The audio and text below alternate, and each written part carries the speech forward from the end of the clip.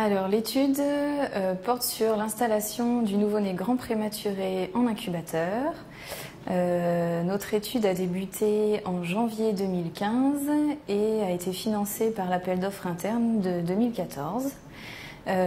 L'objectif, c'est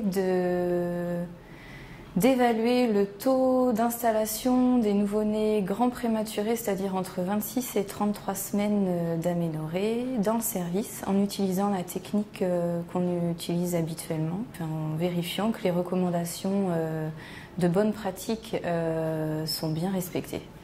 Alors l'idée nous est venue parce qu'on avait l'impression que dans le service, les enfants n'étaient pas installés selon les recommandations de bonne pratique et que la plupart des enfants se retrouvaient sur le dos alors qu'à la base il faut qu'ils soient installés sur le côté en position fétale au maximum.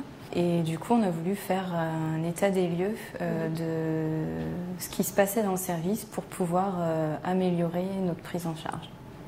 Alors toutes les deux on est investigatrices coordonnatrices et puis il y a 2 personnes qui ont fait les observations avec nous et ça a demandé à ce que toute l'équipe soit investie, toute l'équipe infirmière, puisque à chaque fois qu'on avait à observer un enfant, il fallait qu'elles nous préviennent au moment où elles installaient l'enfant dans l'incubateur et on leur demandait de remplir une grille d'observation, une grille qu'on avait créée à la base pour évaluer et le cocon et l'installation de l'enfant dans l'incubateur.